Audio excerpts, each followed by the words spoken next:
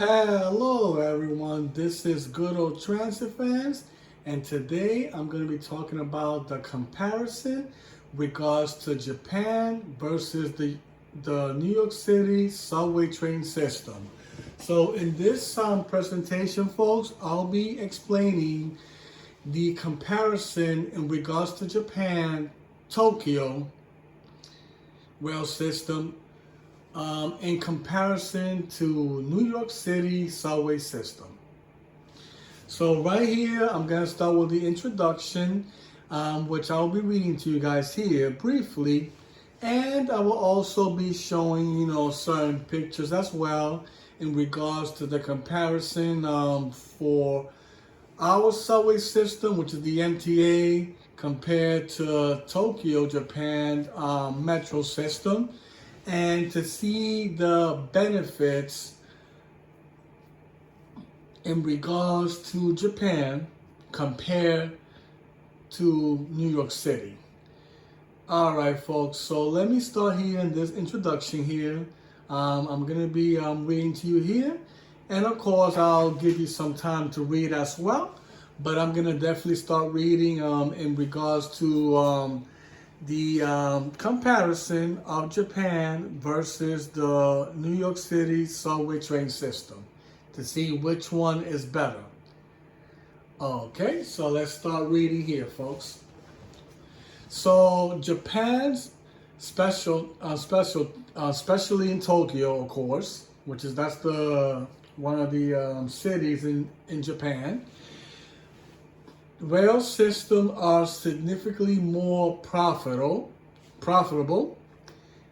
efficient, and integrated than New York City's, leveraging distance-based fares,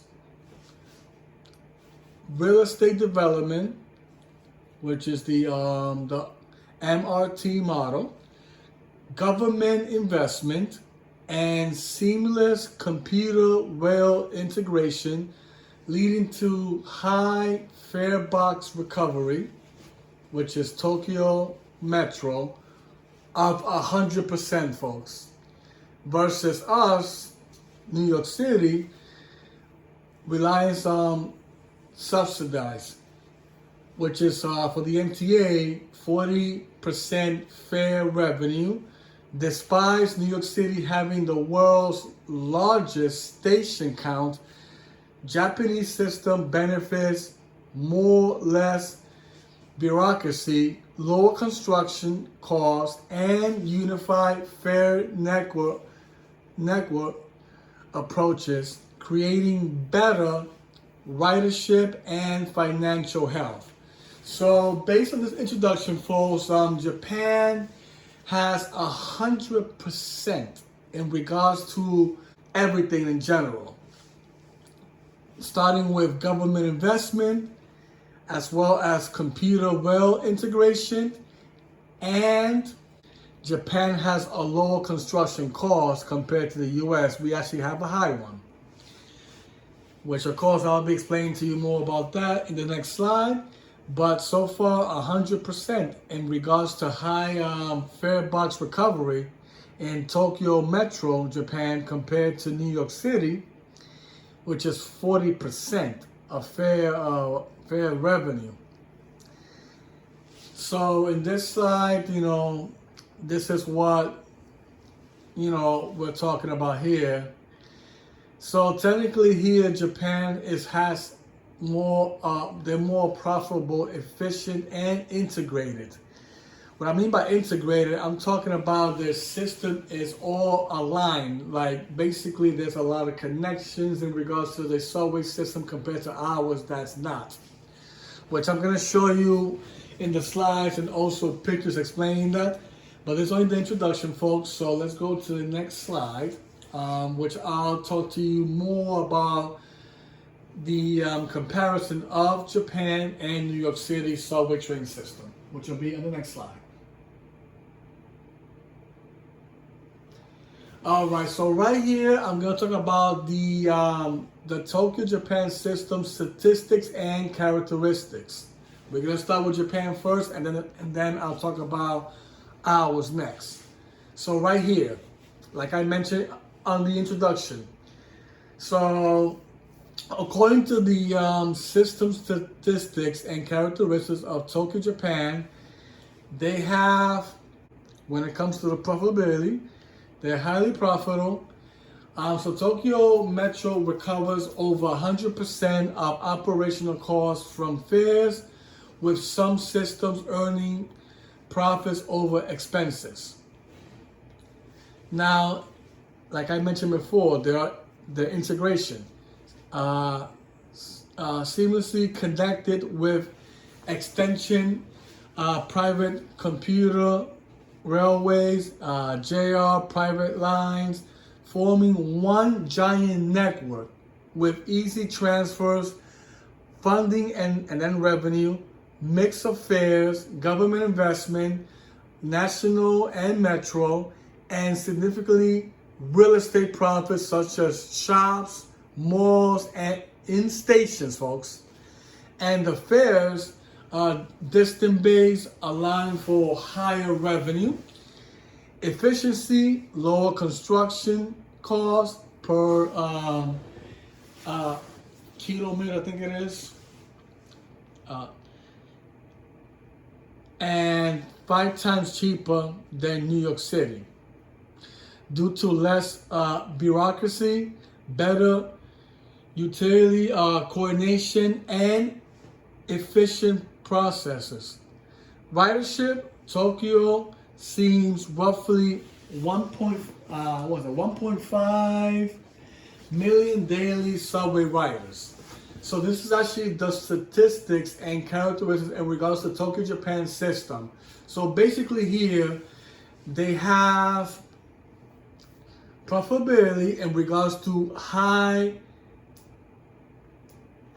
they're highly more profitable basically.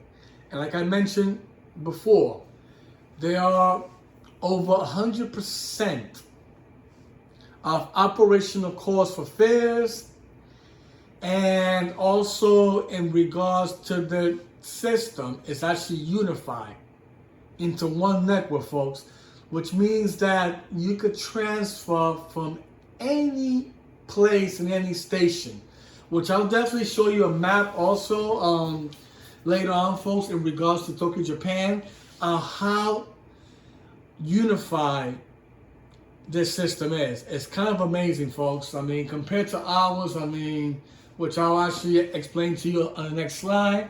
So this is actually, right now, the focus right now is Japan. And everything that is mentioned here, folks, is actually the true facts, okay?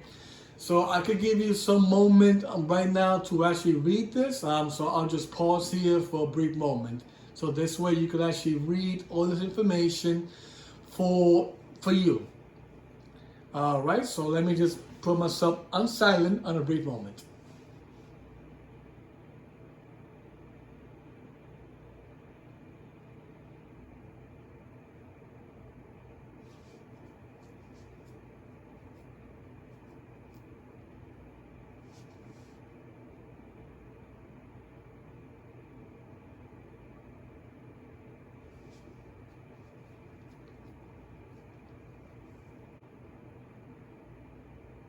All right.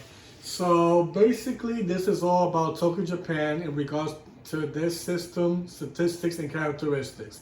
Now, let's go to the New York City one, which is our place. So right here, folks, in regards to the New York City MTA system, statistics, and characteristics.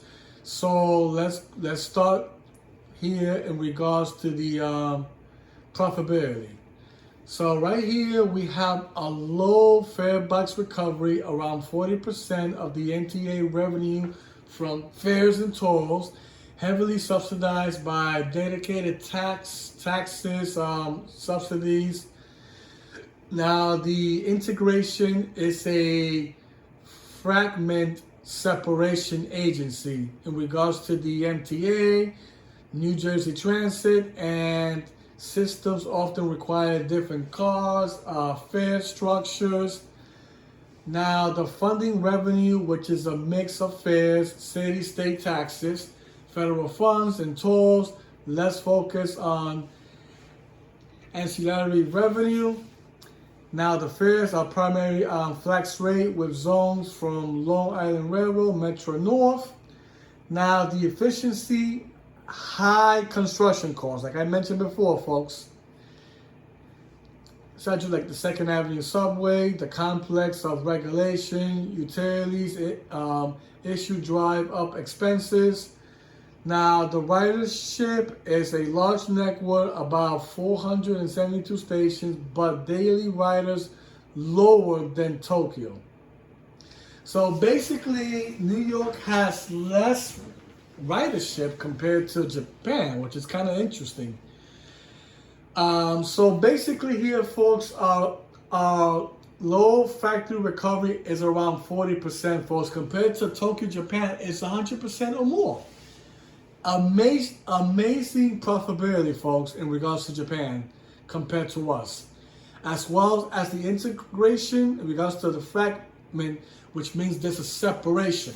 So technically, like also like for example, like the subway stations in general, there's hardly any transfers compared to Tokyo. Because the thing about Tokyo, Japan, they have transfers all over the system, folks, compared to us, which is a fragment system, which means there's a separation in regards to agency-wise, and also in regards to connections, like, you know, like transferring from one train to another, very limited, which I'll actually show you the map later on about that. So this is actually in regards to the New York City system, which is actually horrible compared to Tokyo, Japan. So I'll give you a moment here to read, folks. So I just put myself on silent so you could actually read everything that I just read and explain as well. Here we go.